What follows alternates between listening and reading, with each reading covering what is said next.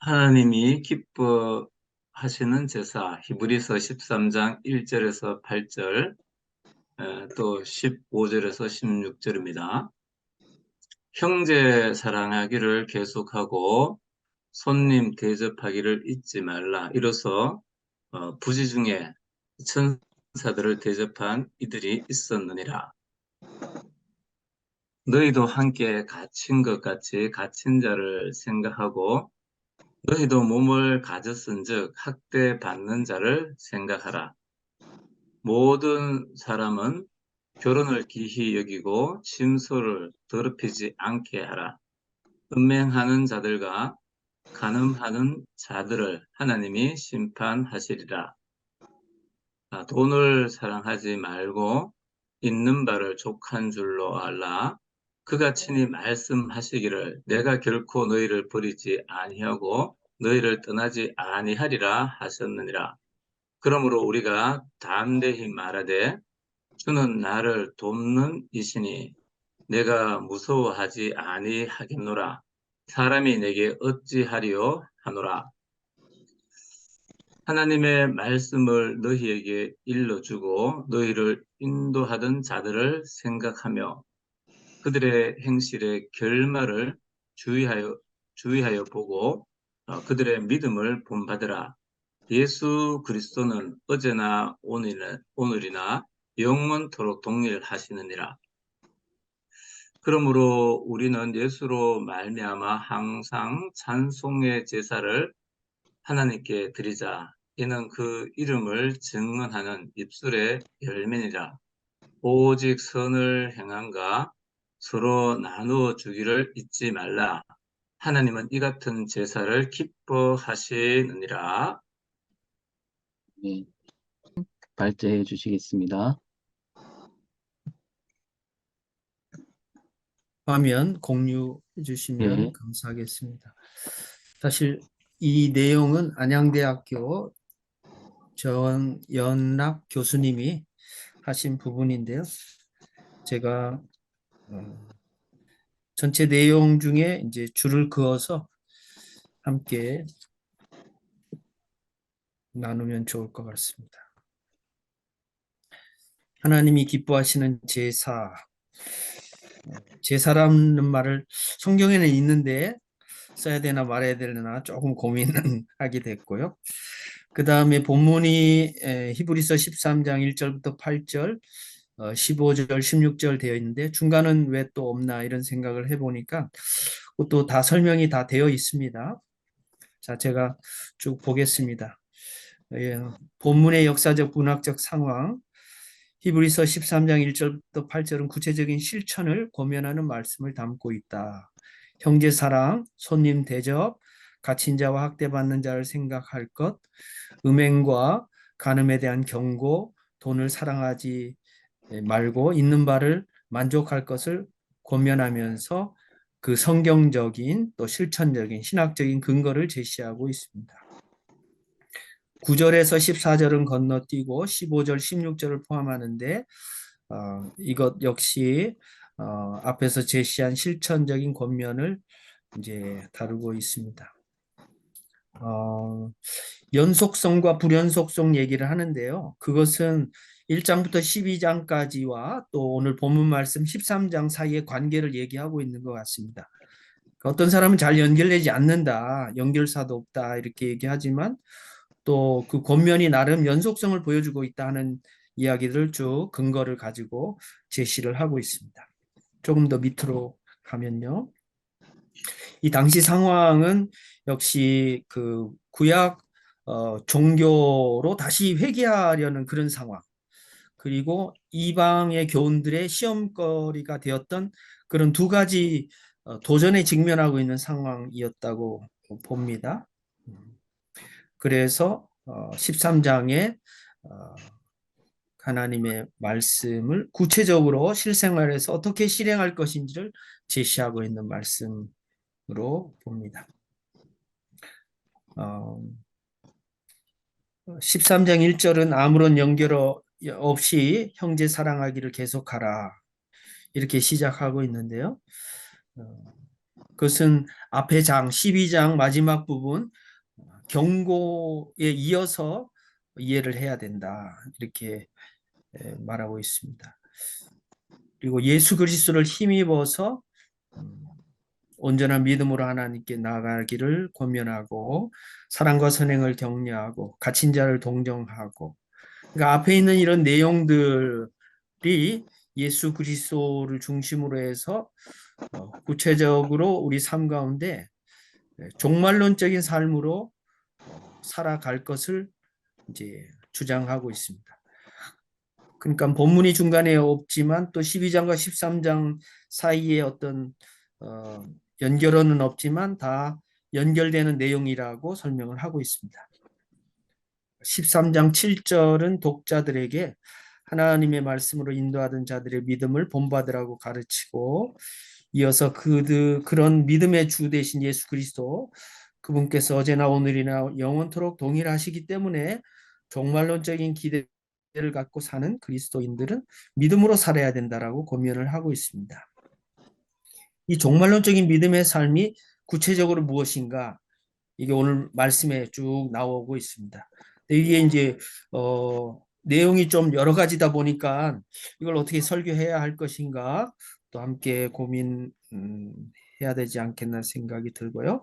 하나하나 이제 좀 구체적으로 보면 형제 사랑은 이어서 손님 대접으로 해석되고 형제 사랑은 신약 교회의 아주 중요한 또 강조된 덕목이고요.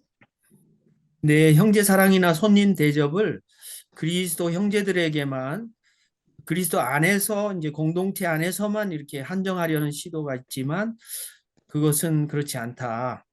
왜냐하면 예수님께서 나그네 대접하는 것 말씀하셨고 또 선한 사마리아인 이야기도 말씀하셨고 그래서 이것이 확장되는 게 맞고 또 히브리서 11장의 믿음의 본보기를 봤을 때에 그 신앙의 선배들이 천사들 대접한 이야기 또 아브라함, 사라, 롯, 기드온, 마노아 이런 예를 또 들고 있습니다. 또 갇힌 자와 학대받는 자를 생각하라. 그것은 독자들이 그와 같은 입장에 또 그런 처지에 있는 사람들과 동일시하고 또 자신들의 신앙 때문에 당했던 여러 가지 억울한 그 고난들을 또 생각하면서 또 그런 처지에 있는 비슷한 사람들을 긍휼히 여기라는 그런 말씀으로 이해할 수 있습니다. 단순히 옥에 갇히는 그것뿐만 아니라 비방, 환난, 또 소유를 빼앗기고 또 고난을 받고 박해를 받는 그런 상황으로 또 이해를 할 수가 있겠습니다. 또 금욕적 독신주의를 권하고 있진 않은데 결혼에 대해서 강조하고 또 음행과 간음을 심판하시는 하나님에 대해서 말씀하고 있습니다. 결혼이 거룩한 것은 하나님께서 맺어주신 관계이기 때문에 그렇고 또 하나님께서 음행과 간음을 심판하시는 것은 또 역시 그런 하나님의 거룩함이 이제 훼손되기 때문이라고 말하고 있습니다. 그리고 성적인 문제와 함께 돈과 소유에 대한 것, 탐심에 관한 것을 이야기하고 있습니다. 경계해야 되고 돈을 사랑하지 말라라고 얘기하고 있습니다. 형제나 손님이나 갇힌 자나 학대받는 자는 적극적으로 사랑해야 하지만 돈은 결코 그렇지 않다라고 말하면서 돈을 사랑하지 말라고 또 있는 바를 족한 줄로 알라고 이게 이제 경건에 유익하고 하는 말을 이제 디모데 전서 6장과 이제 비교하면서 말씀하고 있고요. 그리고 신학적인 근거, 역사적인 근거로서 그 지도자들 얘기를 하고 있습니다. 지도자들이 그 당시에 죽었다고도 볼 수 있고 그럼에도 또 이들이 또 당대의 지도자로서 또 역할을 해야 하기 때문에 믿음의 삶의 모범을 보였던 지도자들의 삶의 그 거룩함에 대해서 본받아야 할 뿐만 아니라 또 현재 지도자들에게 순종하고 복종하라고 말씀을 하고 있습니다. 그 지도자들이 모범이 되어서 그렇게 도움이 되는 것, 그 이상의 궁극적인 지도자 모습을 끊임없이 이야기하고 있는데 그것이 바로 예수 그리스도시죠. 영원한 언약의 피를 우리에게 선물로 주셨고요. 그리고 여기서는 새 언약, 옛 언약을 비교하면서 이 제사라는 이제 표현을 하죠. 새 언약의 제도를 옛 언약의 용어인 제사로 표기하고 있는데 그 제사는 두 가지로 구분해 낼 수 있어요. 하나는 입술의 제사, 찬송의 제사이고 하나는 오늘 13장 말씀에 이제 여러 가지로 나와 있는 삶을 통한 제사. 그러니까 구체적으로 우리의 생활을 통해서 하나님께서 기뻐하시는 제사의 영역들을 쭉 말씀하고 있습니다. 결국 우리에게 요구되는 제사는 입술로 신앙을 고백하는 것에 그치지 않고 일상의 삶 속에서 생활 속에서 믿음을 실천하는 것을 통해서 하나님을 기쁘시게 해드리고 예수 그리스도께 더 가까이 나아가는 삶의 영역을 확장시키는 것이라고 표현하고 있습니다. 설교 구성을 위한 제언, 구체적인 권면 하나하나 설교할 수 있지만 전체를 아우르는 설교를 하겠다 해서 네 가지를 제시했는데 저는 3번, 4번을 합쳐서 그냥 하나로 묶었습니다. 첫 번째는 신앙생활에서 요구되는 두 가지 종류의 제사, 하나는 찬송의 제사, 하나는 하나님께서 기뻐하시는 제사인데 찬송의 제사는 신앙 고백, 또 찬양, 일 수 있겠고요. 입술로 고백하는 신앙생활의 근본일 수 있는 그 부분이고 두 번째는 하나님께서 기뻐하시는 삶을 통한 예배, 아름다운 선을 행하고 서로 나눠주는 삶을 실천하는 그런 것. 이 두 가지의 균형을 이제 이야기를 하고 있고요. 또 단순히 입으로 고백하는 것으로는 불충분하다. 그러기에 구체적인 행동과 삶이 뒤따라야 한다라고 이제 첫 번째 대지가 될 수 있겠고요. 두 번째는 하나님께서 기뻐하시는 제사는 구체적인 삶으로 표현을 해야 된다.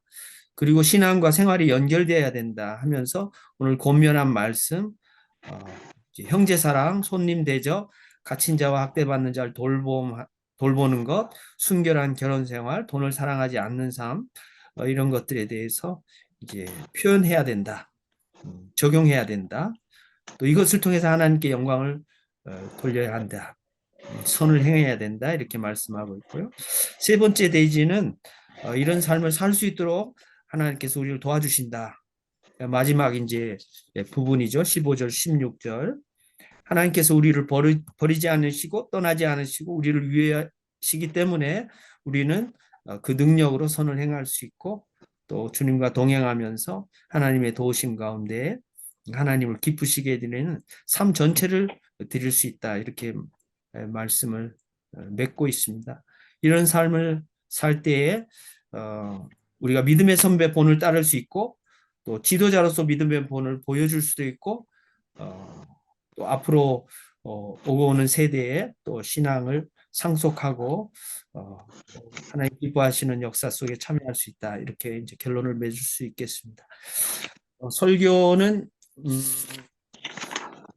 이 정인교 목사님, 서울 강남 성결교회 목사님께서 해주셨는데 앞에 부분은 헬라 히브리어, 헤브라이즘과 헬레니즘의 차이를 좀 얘기하셨고 또 오늘 말씀 그 본문을 뒤에서 이렇게 인간의 연속성이라는 측면에서 삶 전체를 드리자 해서 결론을 맺고 있는데 참고하시면 좋을 것 같고 제가 이런 전체적인 걸 보면서 세 가지 질문 함께 나누고자 해서 질문을 적었는데요. 첫 번째, 하나님이 기뻐하시는 제사에 관하여 히브리서 저자는 어떻게 권면하고 있는가?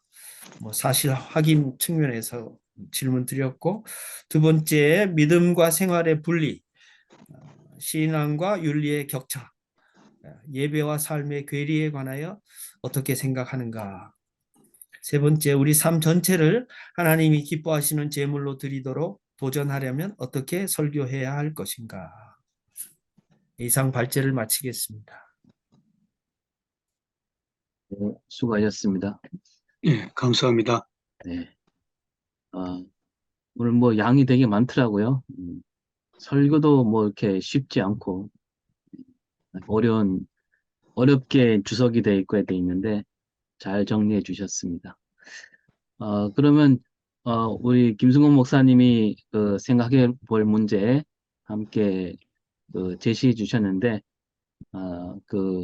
뭐 첫 번째 하나님이 기뻐하시는 제사를 히브리서 13장에서 어떻게 정리하고 있는가 이게 뭐 확인이 필요할 것 같습니다. 뭐 정리가 필요하고 여기에 대해서 나름 의견을 말씀해 주시면 고맙겠습니다.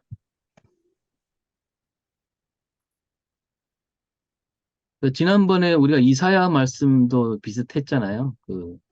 이사야에서도 그게 하나님께서 바라시는 참된 제사에 대해서 나눈 적이 있는데 약간 이제 중복이 되는 면이 없잖아 있는 것 같은데요. 네.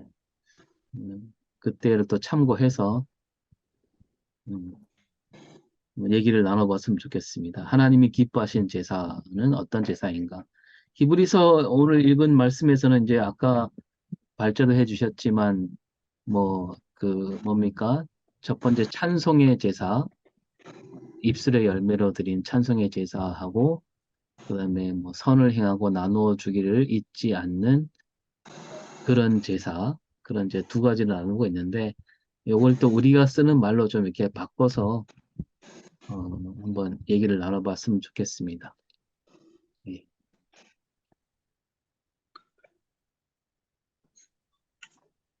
오늘 본문 말씀을 새 한글 성경 번역을 보니까 아주 좀 쉽게 되어 있는 것 같은데 16절 말씀 보니까 이른 희생제사 했는데 이른 희생제사는 좋은 일 하는 것, 함께 나누는 것 이게 희생제사라고 그렇게 지목을 합니다. 이 희생제사에 대한 이해가 확 달라지는 유대교로 다시 돌아가지 말고 그다음 이방 세계에 대해서도 응답해야 되는 그런 상황에서 희생대사가 뭐냐? 이게 16절 보니까 좋은 일 하는 것, 또 그것을 함께 나누는 것.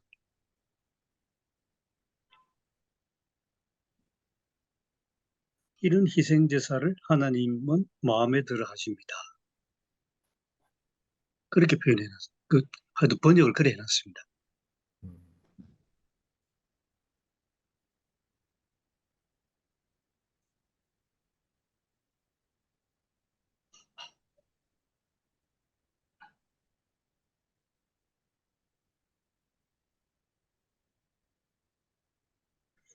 요즘 그래서 새 한글 성경이 나왔나 봐요. 벌써 좀 됐죠, 세월이. 그래요? 2021년. 아, 오늘날 지금 세대, 지금 청년 세대는 한글 말하고 쓰기가 상당히 달라져가지고 그래서 대한성서공회에서 신구약 번역을 같이 하는 중에 구약은 아직 좀 기다려야 되고 신약은 2021년 11월인가 출판됐습니다. 음.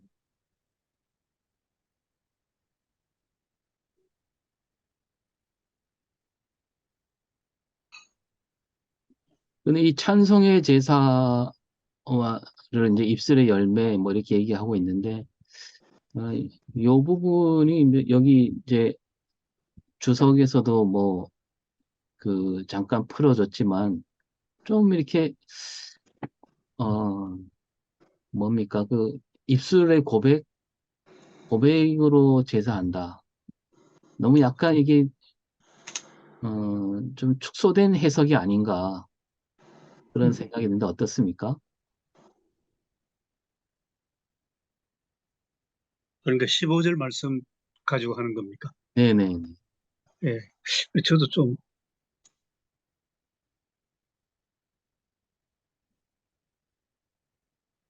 주석도 설교 제언에 그래 해놨는데 네.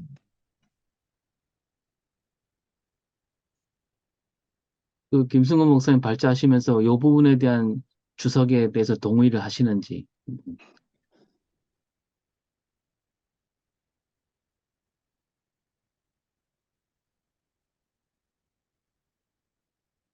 부분이죠.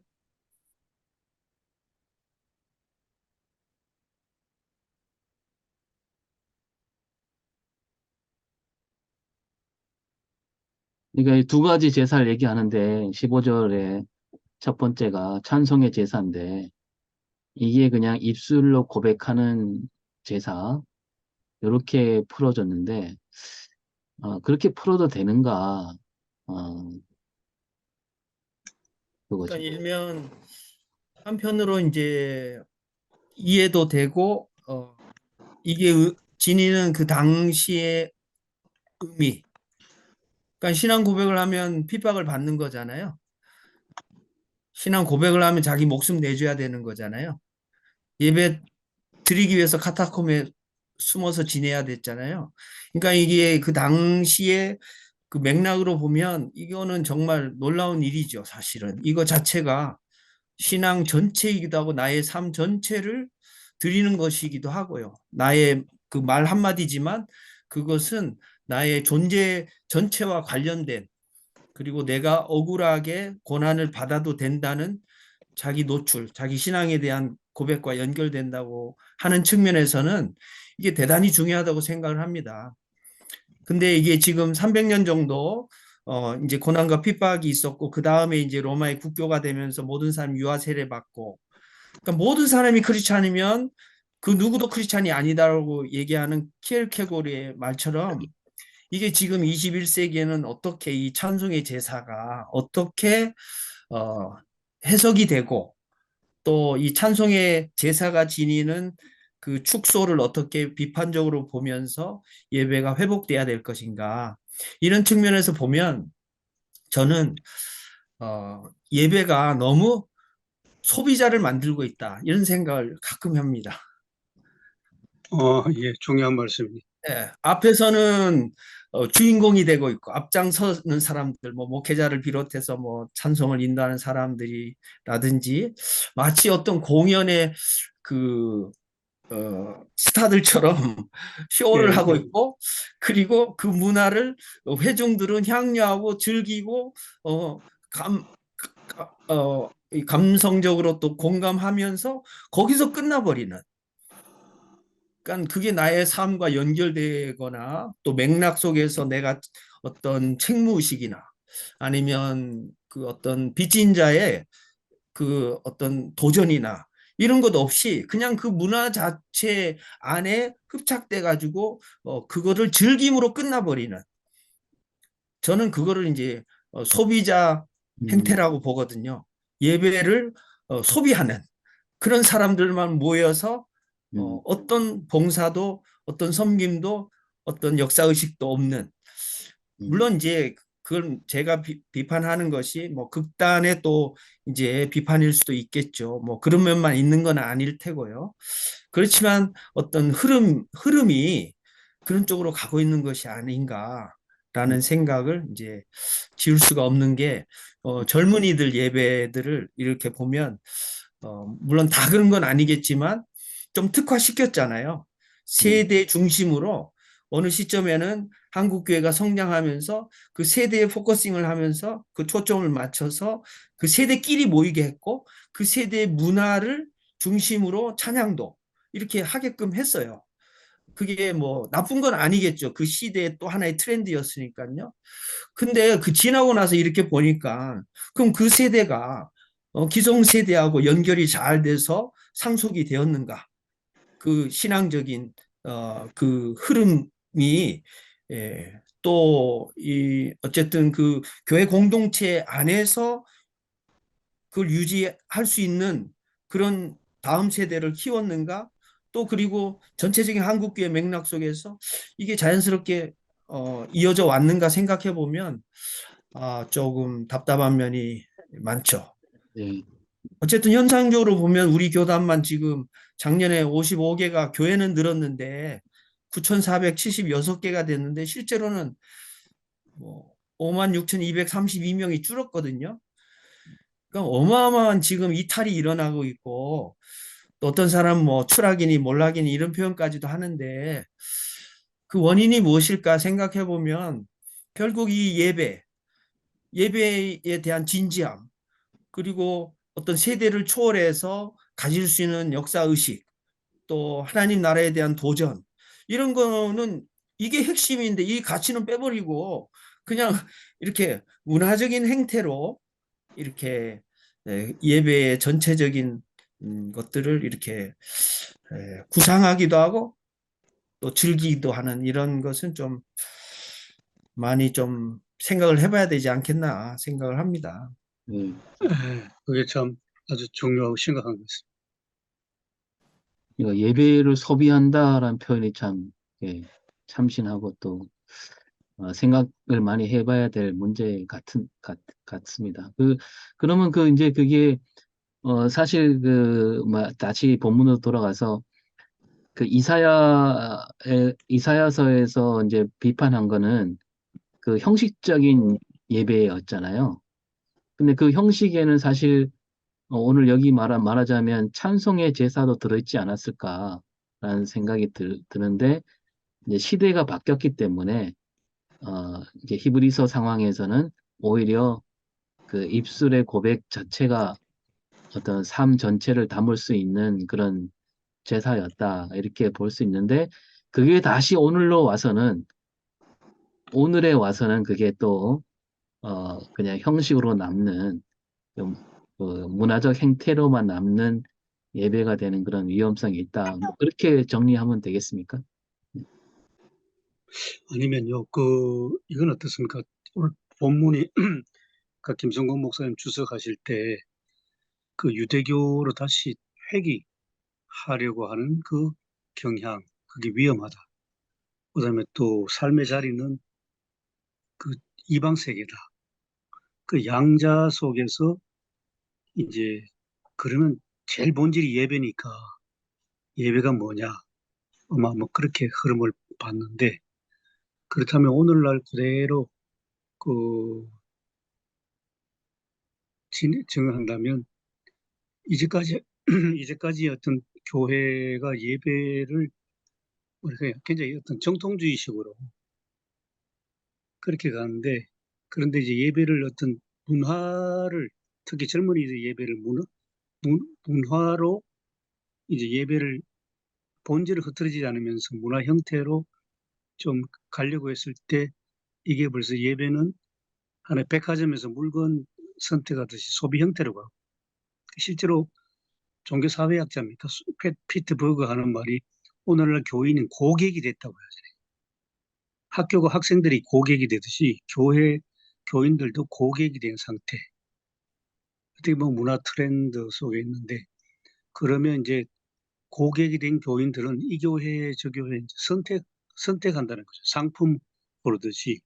그러니까 교회가 상품화되고 설교는 더더욱이 더 상품화돼가지고 그 요새 교인들이 뭐 텔레비전 채널만 틀면 뭐 온갖 설교가 다 쏟아져 나오니까 선택해서 듣는 그런 현실들. 그런 현실에서 예배가 뭐냐 이제 그렇게 되지 않을까 하는 생각이 들었습니다. 김성근 목사님 말씀 듣고 보니까. 예. 근데 저는 예. 그 김승근 목사님 말씀 가운데 아까 오승일 목사님이 그 찬송의 제사가 뭐냐, 찬송의 제사가 뭐냐, 이래 이제 물었을 때 김승곤 목사님이 그 찬송의 제사는 그 고백인데 그 과거 고백하면은 그 죽임을 당했고 그 고백이 힘들기 때문에 고백하면은 뭐 힘든 사회였기 때문에 카타콤에서 신앙생활을 해야 되는 그런 거였다.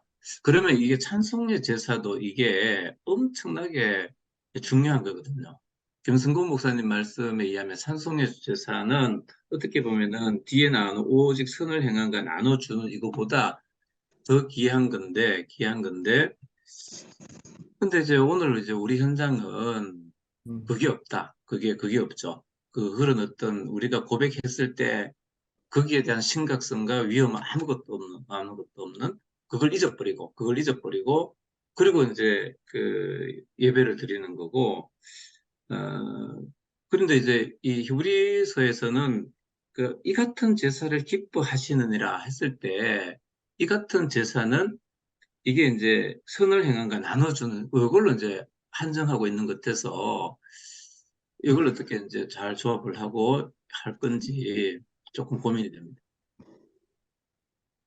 김수건 목사님, 제가 드린 말씀이 맞습니까? 틀립니까? 아니, 아니.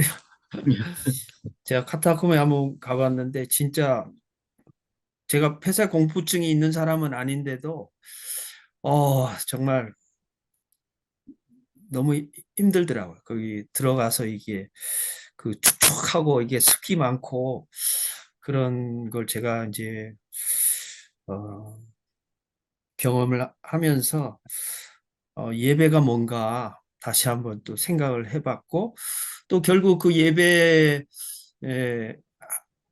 그 근거는 사실 우리의 신앙인데 또 신앙이 뭔가 어, 생각을 좀 많이 하고 있죠. 그리고 결국 이 찬송은 위험한 찬송이잖아요, 사실은.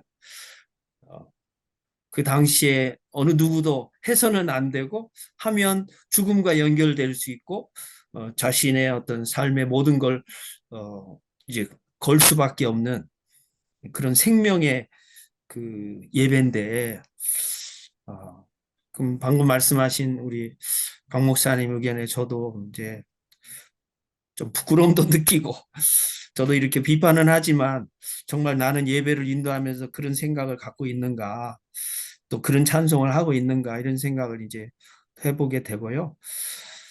그렇다고 또 삶을 통한 예배가 또 가치절하되어서는 안 되는데 왜 이 두 가지를 얘기했을까 생각해 보면 아까 교수님 그 시대적인 도전이 유대교에 복귀하려는 경향과 그 이방인 세계 속에서 살아가는 그 세속화에 대한 그런 도전이 같이 있었다고 생각해 보면 이 두 가지가 이렇게 맥락으로 같이 이어지는 게 아닌가 이런 생각을 해보게 됩니다. 그러니까 신앙 고백을 하면 유대교가 아닌 것은 예수 그리스도 중심성에 대한 고백이잖아요. 예, 맞습니다. 예수 그리스도를 네, 고백. 그 두 가지가 이게 연결되는 것이 아닌가. 예, 왜냐하면 또 이방 그 세상에 대한 그 어떤 적대감도 있을 수도 있고 자기를 박해하는 사람에 대한 어떤 분노도 있을 수 있는데 그거 잠재우고 또 적극적으로 선을 행하라는 것 이거 자체가 엄청난 도전이 아니었을까 생각을 하고 또 그렇게 살았던 그리스도인들의 그 본보기는 역시 그 히브리서 11장에 세상이 감당치 못하는 그 신앙의 선배들의 그 발자취를 이어가는 고난의 행렬이 아니었을까. 두 가지로 보면. 그러니까 이 선행도 그런 면에서 보면 우리가 뭐 지금 뭐 기부하고 남는 거 서로 나누고 이 정도가 아니었던 것 같아요.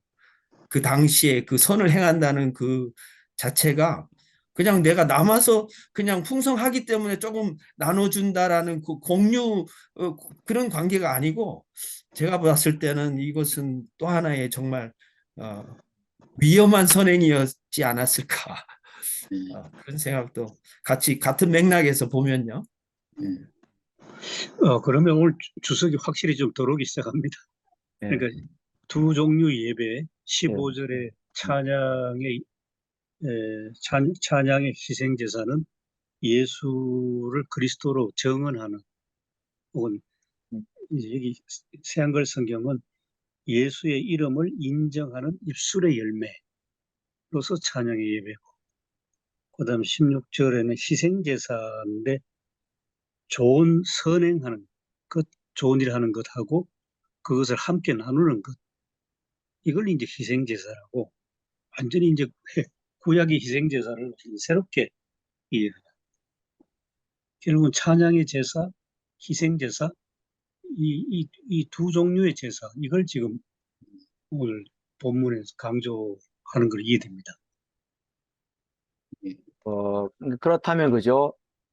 이 두 가지 제사를 놓고 봤을 적에 한국 교회, 뭐 저도 그렇게 해왔지만은 한국 교회가 드리는 예배가 굉장히 좀 뭐랄까 성경과 좀 벗어난 예배가 아니겠나 그런 생각도 들어요. 왜냐면 그 찬미의 제사, 그죠? 찬송의 제사를 아까 우리 김 목사님 언급한 대로 너무 우리는 사람을 흥분시키고 정말 그리스도의 고백적인 것에 좀 너무 이렇게 문화 트렌드로 나가는, 그래서 사람들 흥분시키고 심지어는 그 빈라드적인 그런 요소까지 와가지고 이것을 이제 찬미의 제사다, 그런 차원에서 본다면은 굉장히 좀 뭐랄까 고민을 해야 되는 그런 부분이 아니게 생각들어요. 그리고 두 번째 가서는 이제 선행의 제사, 한국 교회도 그러니까 이 두 가지가 우리는 이제 그 통전적으로 좀 설교를 해야 되잖아요, 그죠? 이게 보니 저도 어저께 주석을 보면서 참 이게 참 고민스러운 부분이다. 지금까지는 한국 교회가 찬미에 있어서면 앞에 나가서 찬양 인도하고 막 그 뜨겁게 열광시키고 흥분시키고 그런 거였는데, 오늘 그 우리 김 목사님 또 우리 교수님 말씀 들어보면 그 그리스도 고백까지 나가는 정말 그런 희생적인 부분까지 감당해야 되는 그런 예배로 나간다면은 굉장히 오늘 이 본문이 주석이 말한 대로 좀 고민이 많이 되는 그런 부분이 생각이 많이 듭니다. 그 종교 개혁 때 이제 이게 분명해졌는데요. 그 교회가 뭐냐 했을 때 교회론, 루터는 하나님 말씀이 선포되는 곳에 그곳이 교회다 그랬는데, 그 하나님 말씀은 성만찬도 포함되는 음, 설교와 성만찬이 있는 하나님 말씀, 이게 교회다 그랬는데, 칼빈은 여기다 하나 더 나갑니다. 뭐냐 하면 신앙 고백. 근데 이게 신앙 고백에도 우선 역사적으로 교회가 신앙 고백해온 거 있지 않습니까? 사도신경, 뭐 니케아 콘스탄티노플 신조, 이런 이제 신앙 고백의 모범이 있고, 그 다음에 칼빈이 중요하게 생각한 것은 사람마다 다 다르다는 거죠. 신앙 고백을 하는 사람마다 생각도 다르고 생김새도 다르고 사상도 다르고 다 다양한데, 이 다름 속에서 하나의 신앙 고백을 한다는 게 조화를 이루는 거다. 그래서 교회 안에서 요즘 흔히 정치적으로 많이 이제 언급되는 전체주의는 아니란 겁니다. 모든 사람이 다 하나님의 자녀인데, 그런데 조금씩 다 다르다는 거죠. 생김새부터 생각, 사상까지 다름을 인정하면서 하나님께 하나의 신앙을 고백드리는 조화로운 것, 그게 찬양. 그래서 시편을 칼빈이 강조했는데, 이게 조화가 찬양이 아닐까, 그런 생각도 듭니다. 음. 그 그러니까 이런 뭐 유목사 말씀처럼 뭐 흥분하고 막 사람을 예, 막 이렇게 흥분시키고 그런 건 아닌 것 같아요. 그러니까 지금 제가 뭐 잘못 이해했는가 모르겠지만은 한국 교회가 찬미의 제사 이 부분을 굉장히 좀 쇼맨십화 되지 않았나, 그런 좀 뭐랄까요, 생각을 하게 됩니다. 근데 이제 이 히브리서에서 말하는 찬송의 제사는 오늘 우리 한국 교회가 드리는 그런 예, 감성적인 코드, 예, 뭐 그런 문화적인 그런 예배의 의미보다 훨씬 더 깊고 예, 어떻게 보면 그 시대에 어떻게 보면 그 시대를 거스르는 어떤 예, 문화였지 않았는가 이렇게 해석하면 좋지 않을까 생각이 드는. 제가 전에 읽었던 그 글 중에 뭐 문화 평론가들이 다 그렇게 얘기는 하지만 그 1975년에 그 대마초 파동이 있었잖아요. 예, 예. 예, 그때 그 모든 가수들을 다 구속했거든요. 그때 네, 구속된 맞습니다. 가수들이 그 포크송을 하던 포크송 가요를 부르던 뭐 윤영주를 비롯해서 어떤 대학생 가수들 다 구속하고 락을 하던 그 뭡니까 신중현을 비롯한 이런 사람들 신중현. 다 구속이 됐거든요. 그래서 그 1975년 이후부터 그 조용필이 나오기까지, 근데 이 조용필이 나오는 때에도 사실은 이제 박정희 씨 이후에 나왔잖아요.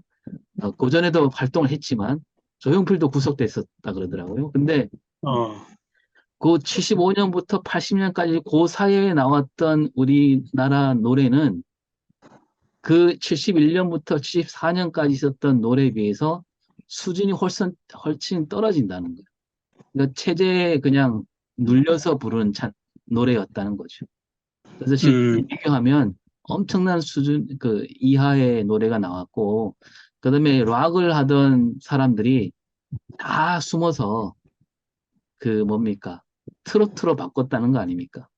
그러니까 최헌이나 뭐 저 조경수나 최병걸 이런 사람들이 그때 나온 노래들이 다 그 사람들이 원래 락 그 밴드였는데 트로트화 돼갖고 노래를 오동이 같은 노래 있잖아요. 이게 락인데 트로트화된 노래라는 거예요. 예, 네. 그러니까 이게 저는 이 얘기를 들으면서 그게 연결이 되는 거예요. 우리 기독교가 드린 예배가 그냥 단지 예배, 문화로서 예배가 아니라 현 시대를 어떤 뭐랍니까, 개혁시키는 그런 모습을 갖춘 예배여야 되는데, 그 당시는 이 찬송의 제사가 그랬는데, 지금 우리 한국 교회는 마치 락을 트로트화 해갖고 체제에 머리를 숙이는 그런 노래가 된 그런 격이 아닌가, 뭐 그렇게 한번 생각을 해봤고요. 이제 이어서 우리가 얘기 나누면 이 찬송의 제사를 입술의 열매라 그랬잖아요. 그죠? 열매라 그랬는데 그러면서 그 뒤에 나오는 게 선을 행함과 나누어주기 잊지 말라. 이 같은 제사를 기뻐하시니라고 했는데 그러니까 이 두 가지가 이어지는 것 같아요. 이 열매, 그 삶의 열매로서 드리는 예배가 돼야 되지 않는가. 근데 김승호 목사님도 이제 여기서 두 번째로 믿음과 생활의 분리, 신앙과 윤리의 격차, 예배와 삶의 괴리에 대해서 이거는 지난번에 이사야 말씀 나눌 때도 잠깐 나누었지만 다시 한번 짚고 넘어갈 필요가 있는 것 같습니다. 예. 그러니까 신앙 고백이 분명한 예배, 그리고 그 예배가 삶으로 이어지고 그 윤리성 있는 예배. 그런데 여기 하나 덧붙일 수 있겠습니까? 요즘은 신앙 고백보다도, 이건 참 조심스러운 말인데요, 이념이 더 위에 있는 것 같아요. 네. 네. 맞습니다. 예. 어, 참 목사님들도 저도 어저께 설교할 때도 제가 은근 조심스럽게 언급했는데 우리가 이 부르심을 받았다 그러면서 너무 이렇게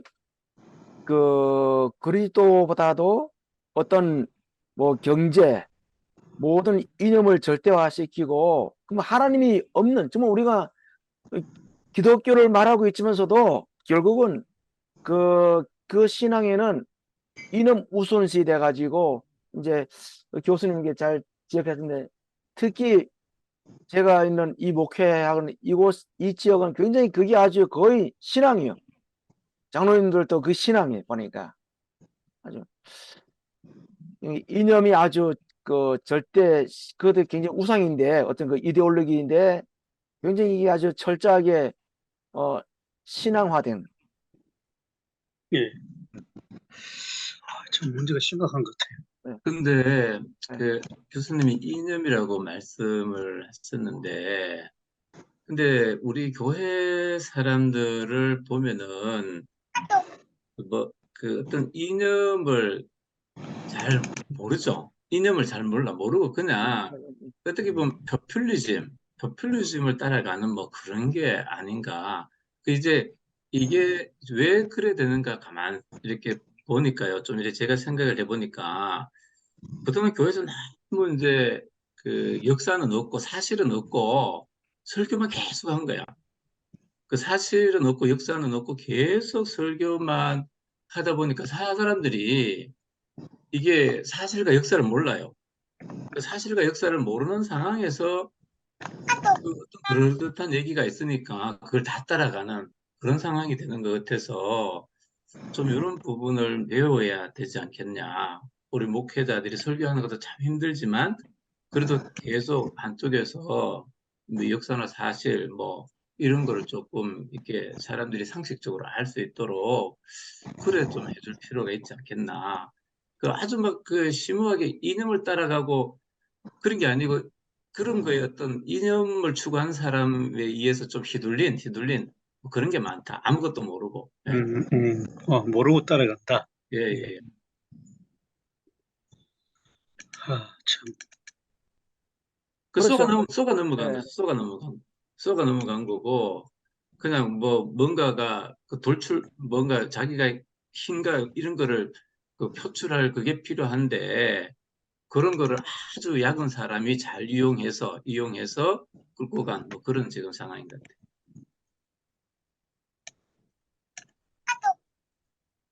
그거를 이제 예. 그 뭐나 그 정광훈 씨가 이용하잖아요, 그죠?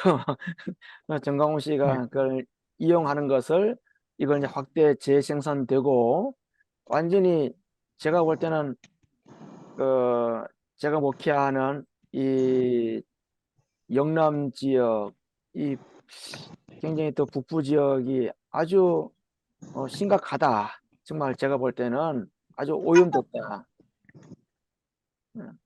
그런 생각이 많이 들어요.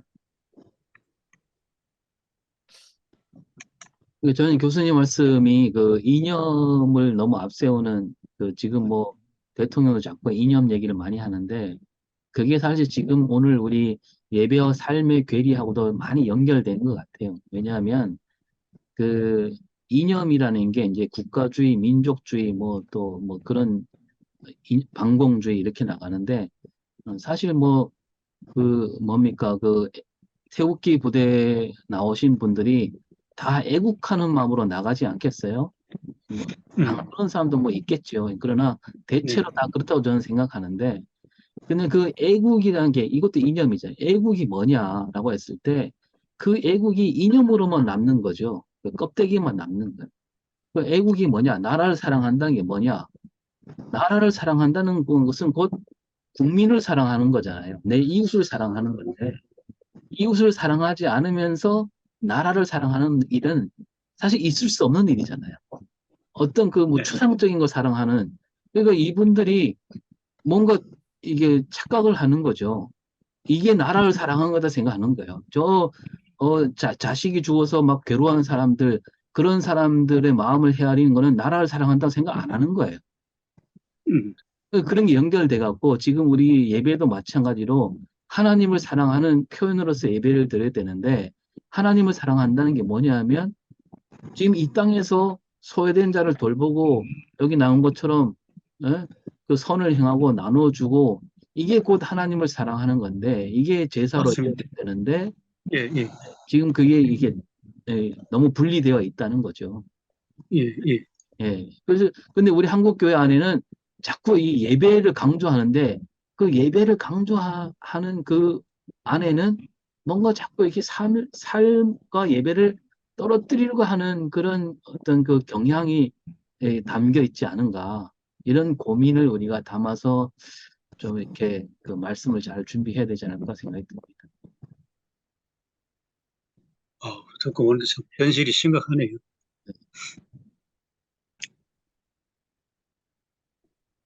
그러니까 이 코로나 때문에 뭐 원격 예배를 많이 드리는 뭐 이런 현상이 생겨났다 하면서 다시 예배를 회복해야 된다라고 했을 때 과연 그 회복돼야 되는 예배가 정말 오늘 이 히브리서에서 말하는 하나님이 기뻐하시는 예배로서의 예배인가 아니면 그 이념만 남은 예배인가 그거 한번 우리가 생각해 봐야 되지 않을까요? 예, 예, 네. 그렇습니다.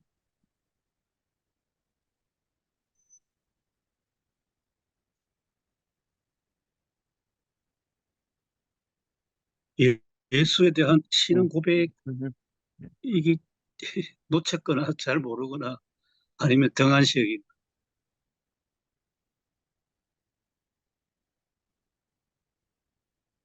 그렇죠. 한국 교회가 뭐 우리 오 목사님 말씀대로 뭐 예배 회복을 해야 된다. 거기에는 이제 사람 숫자 채우고 거기에 포커스를 맞추잖아요, 그죠? 우리 그 영주 지역도 이제 목사님들 좀 규모가 있는 교회 아직도 우리 교회는 뭐 회복이 뭐 70% 선에 머물고 있다.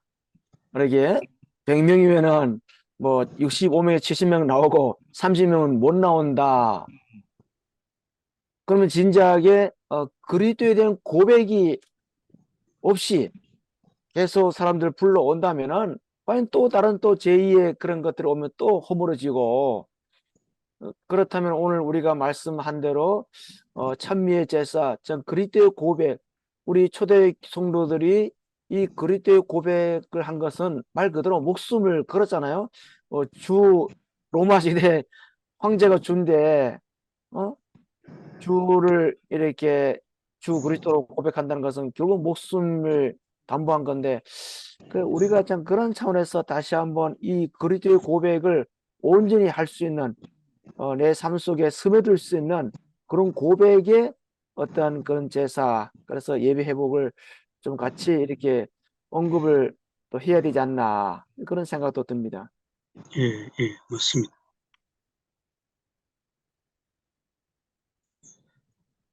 그 예배 회복이 많은 교회들은 교인 숫자 회복되는 예, 걸로. 예. 예. 예,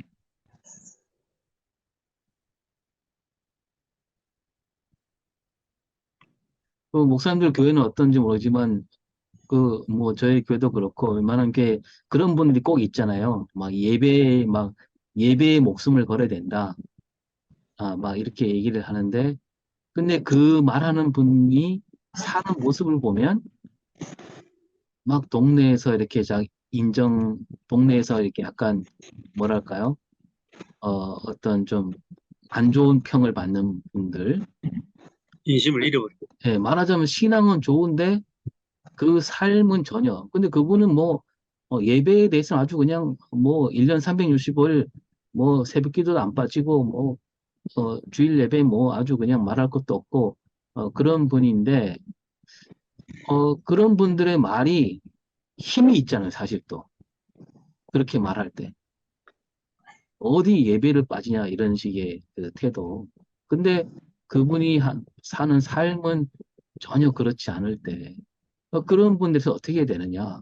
그러나 또 뭐 형편에 따라서 막 예배 못 나는 분도 있잖아요. 근데 그분들 가운데는 또 저는 그런 사례를 보는데 예배를 빠질 경우가 많아요. 근데 그분은 보니까 사람들한테 좀 이렇게 칭찬받고 또 이렇게 뭐랄까 그 삶이 좀 이렇게 흐트러지지 않고 그런 경우도 있거든요. 그런 경우에 대해서 우리 목회자들이 근데 우리 옛날 목사님들은 다 이쪽으로 기울어져 있었잖아요. 무슨 일이 있어도 예배는 드려야 된다. 이 부분에 대한 고민이 더 있어야 될 것 같습니다. 예, 목사님이 이사야서 설교할 때 그 예배에 대해서 그 했잖아요. 예배실에서 예배 드린 게 아니고 예, 예배실 밖에서도 예배다. 뭐 예, 그런 거 할 때 이제 조금 그런 분들은 조금 이제 뭐 마음에 좀 이제 뭐 변화가 있든지 그래 하겠죠.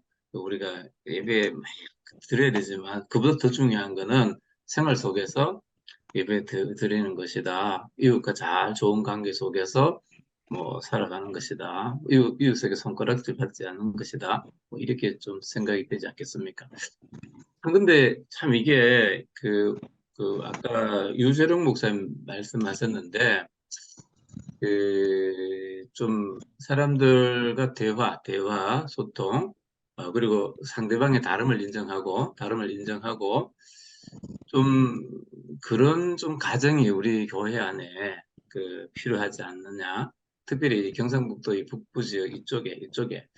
그래서 좀 사람들이 다른 생각을 갖고 있는 사람들도 있고, 꼭 이제 나라를 사랑하는 게 태극기 부대로 나가야 나라를 사랑한다 이런 이제 생각하는데 그게 아니다. 그 굉장히 어떤 참 그 무모하고 잘못된 뭐 그런 거잖아요. 지난번에 어느 분이 오셔서 그 후쿠시마 오염수 방류하고 그 절대 안 된다 이제 이래 말하니까 이제 그분이 말씀하실 때는 직접 이제 앞에서는 못했는데 뒷자리에서 이제 식사할 때 저분이 말씀하신 게 정말 뭐 과학이라, 그 과학자도 아닌데 왜 저런 말씀을 하시냐. 이런 말씀 하시더라고요. 그래서 참 이게 좀, 참 이게 너무 이렇게 서로 간에 간격이 많아서 그런 간격을 좀 줄일 필요는 있겠다. 그런 좀 생각이 듭니다. 예. 과학자가 아닌 여론조사니까 그냥 단순한 국민들도 75%가 지금 오염수 위험하다고 지금 그렇게 생각하고. 뭐 과학을 떠나서 상식으로 예. 보편적인 거로 생각해도 예. 그, 그게 좋을 것 같으면 뭐하러 그걸 바다에 버리겠습니까? 그거를, 그, 좋을 것 같으면 그냥 그 자기 땅에 사용하든지 농업용수로 사용하든지, 뭐, 그래도 충분히 되는데, 그걸 왜 그렇게 버려야 되는지. 그 상식으로 생각해도, 그거는 뭐 우리가 판단할 수 있는데, 네.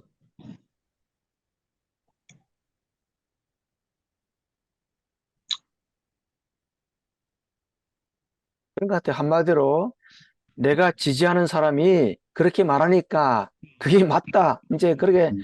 자기 어떤 그런 신념화가 된 거죠. 예, 예. 여론은 국민 여론은 뭐 70%가 이게 후쿠시마 오염수가 나쁘다는 것을 인정하지만서도 저는 그 30%의 이쪽 사람들이 거의 뭐 신앙화가 참 되다시피 했고 그냥 생각 안 하는 거예요. 그러니까 이제 신앙생활도 조금 전에 우리 교수님 말씀대로 신앙 고백이 분명한 예배, 한국 교회가 이것을 많이 참 놓쳤다. 예배 회복을 부르짖고 있지만서도 그 예배 회복에 대한 담을 내용이 없는 거예요. 그냥 이제 교인들 끌어모으고 그럼 그러다가 또 하나 풍 터지면 또 흩어지고 그래서 다시 한번 그러기 위해서는 우리 참 목회자들이 먼저 정말 죽으면 죽으리라 그런 신앙이 이제는 필요하지 않나 생각이 참 들어요. 우리 스스로 참 거기에 대한 두려움을 넘어서는 정말로 하나님에 대한 신앙 오해전을 목사님들이 오히려 신앙 고백이 약화되었기 때문에 그저 끌어모은 데만 이렇게 급급하다 보니까 결국은 교인들을 신앙을 제대로 시키지 않았나 그런 생각이 참 많이 들어요 보니까. 그래서 제가 교회를 이제 같이 설립하면서 이제 지사님 이제 두 분을 놓고 봤을 적에 한 분은 아까 말한 대로 이제 정말로 예배 회복을 강조해요. 그런데 그 삶 속에서는 좀 그런 부분들이 좀 아쉬웠고, 근데 한 분은 예배 빠진 부분이 좀 있어요. 그런데 그분은 삶 속에서 그리스도인의 삶을 산다는 거예요. 예를 들어서 이제 그분이 장사를 하는데 예를 들어서 이제 이제 먹거리거든요. 그럼 이제 먹거리 장사하는데 교인들이 그러니까 내가 기독교인으로서 영주의 시민들에게 정말 좋은 먹거리를 제공하는 것이 하나님의 뜻이다. 이렇게 그분은 이제 고백적인 걸 담아서 하는 거예요.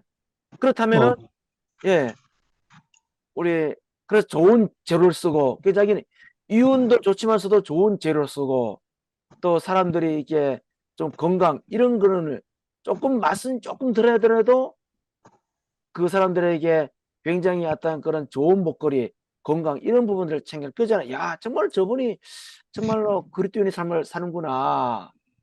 그런 생각을 하게 됩니다. 우리 교인 중에서 얼마 안 되지만서도 한 사람은 이런 경리야, 한 사람 이런 경리야. 그러면서 저에게 왜 목사님 저기 전도해야 되지 않겠습니까? 굉장히 어떤 그런 옛날 방식의 전도 방식, 그리스도의 삶을 배제한 그런 것들 보니까 우리 교회가 작지만서도 한국 교회 축소판을 보는 것 같습니다. 아이고, 예. 네. 대단한 분. 예. 그런 이야기들을 널리 좀 드려야 돼. 네. 우리가 그런데 이제 다 예, 공감을 하는데 예, 예배와 삶이 분리돼서는 안 된다. 이거 다 공감하고 있는데 예, 그러면 이제 이거를 우리 교인들한테 어떻게 우리가 이 설교 시간에 사실 그 예배 과정 가운데 이 설교라는 이 설교 시간이 어떤 예배를 더 의미화 시켜주고 또 예배를 또 그 제대로 예배답게 해주는 어떤 하나의 어떤 교육의 의미도 있잖아요, 설교가. 그래서 그런 이 설교를 통해서 어떻게 이분들의 예배와 삶을 일치시키는 그런 설교를 해야 할 수 있을까? 사실 되게 고민이잖아요. 뭐 예배를 목숨같이 거는 그 분한테 그냥 아, 이거 예배만 잘 드리면 되냐? 네 삶이 똑바로 해야지. 이렇게 얘기해버리면 또 상처가 되고 또 자칫하면 또 예배를 또 예배 자체를 소홀히 하게 하는 설교가 될 수도 있고 이런 그 갈림길에서 어떻게 설교하는 게 좀 바람직할까요? 한번 그 얘기를 한번 나눴으면 좋겠습니다. 그 제가 하나의 중요한 예를 봤습니다. 지금 그 제주 성안교회 네, 그 유 목사님, 예, 유 목사님 얘기를 들었는데요. 어쨌든 뭐 그 교회는 작은 교회가 아닌데 제주도에서 그 수천 명 모이는 교회이긴 한데 설교 제주도의 상황에 대한 이해와 파악을 목사님이 그냥 뭐 환하게 알고 계신다는 게 전제가 돼 있는 것 같아요. 그래서 설교하고 나면 예를 들어 주제가 지금 그 외국인 노동자들 설교를 하고 나면 그 후에 설교 후에 교인들 가운데 소수가 실천하겠다고 모인답니다. 자발적으로. 그럼 그 사람들이 실천한다면 음, 모든 교인들이 다 따라가는 건 아니지만은 소수가 음, 이거 목사님 설교를 듣고 외국인 노동자를 위해서 이렇게 우리가 하겠다 실천하겠습니다 하고 모여서 그 실천이 더 발전해 나가고 그런 걸 해나가 싶다. 예.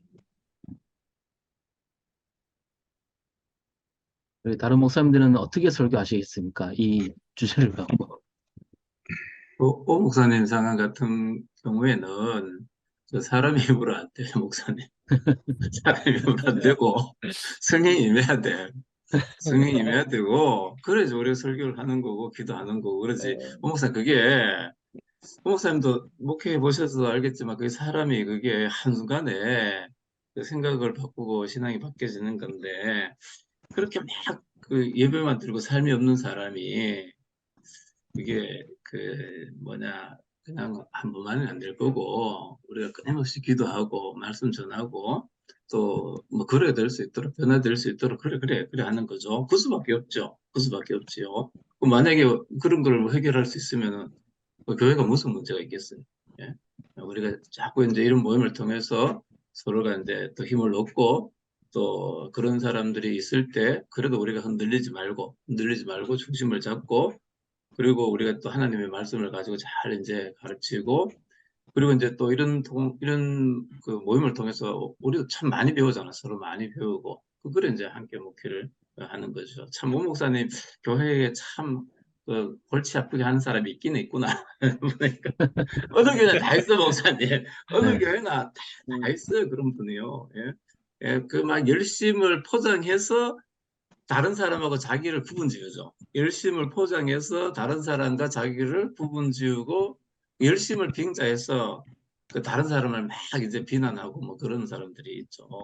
그러면 오 목사님 그런 사람 막 칭찬을 많이 해주세요. 막 열심히 오시니까 너무 감사하다고 예배가 중요하지요. 우리 그 집사님, 장로님 예배 다 오시고 장로님이 예배 드리고 싶으면은 주중에도 혼자 오셔서 예배도 드리시고 그래 하시라고 막 칭찬해 주세요. 어, 저도 어저께 그 설교를 주석을 보면서 아, 예배인데 그냥 일단은 그 주제는 그렇게 잡아봤습니다. 하나님이 받으시는 예배는 무엇인가, 어떤 예배인가? 주석에 뭐 그렇게 그 예배에 대해서 포커스를 맞췄으니까 그렇다면은 그럼 하나님이 받으시는 예배가 어떤 예배인가 이렇게 포커스를 맞춘다면은 어, 우리가 그 같이 뭐 우리 교인들이 결국은 뭐 이 땅에서 삶을 이제 또 영원한 가치도 우리가 봐야 되잖아요. 그죠? 그래서 이제 그럼 바른 성도의 삶이 무엇인가? 바른 성도의 삶이 무엇인가? 다시 한번 우리의 신앙을 돌아보고 목회자도 그렇고 우리 교인들도 내가 그 바른 그 기독교인 우리는 좀 기독교인이기 때문에 기독교인의 바른 삶이 무엇인가?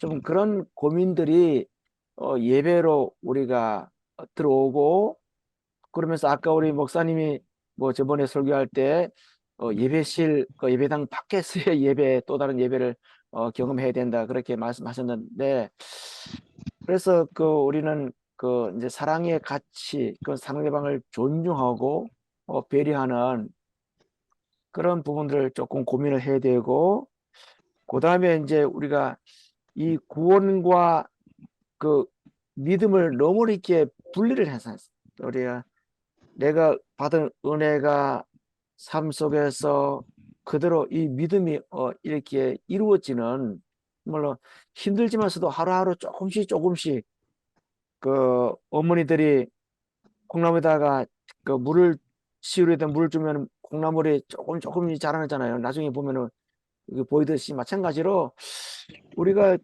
그런 삶을 좀 우리가 고민을 해야 되지 않나 그런 생각한다면은 참 예배에 대해서 좀 도전을 주고 조금 그렇게 해야 되겠다 생각이 들어요. 그리고 이제 신앙이 반드시 예배는 고난도 따른다. 우리는 그 고난이 없는 예배 너무 교회 와서 박수 치고 위로받고 여기만 이제 뭐 이번에 뭐 총회 주제가 뭐 이게 그 누구죠? 유하게 하소서. 예김 목사님이 근데 뭐 치유 회복에 막 맞췄는데 모르겠어요. 뭐 어떻게 갈란가 모르겠지만 어쨌든 간에 너무 이렇게 치유 회복 결국은 그리스도의 삶을 그렇게 살지 않으면서 그저 교회나 들어오면 치유 회복 그럼 밖에 나가면 그게 안 돼요. 오히려 상처 더 주고 그래서 참 내가 치유가 됐으면 밖에 나가서도 치유가 일어나는 정말로 그런 예배 그 하나님께 그런 예배를 받으신다. 그래서 아까 마지막에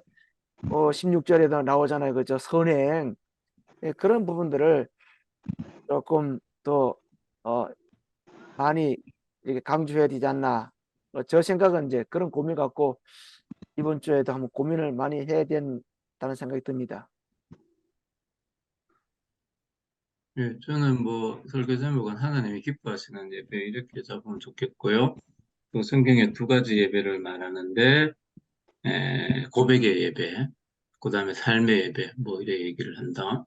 그런데 이제 그 예배의 중심 핵심은 예수 그리스도다. 예수 그리스도. 예수 그리스도고 우리가 예수 그리스도를 고백해야 되고 예수 그리스도의 모습을 닮아가야 되고 그 우리 성도님들이 예배를 잘 드립시다. 뭐 이래 설교를 해야 되겠다.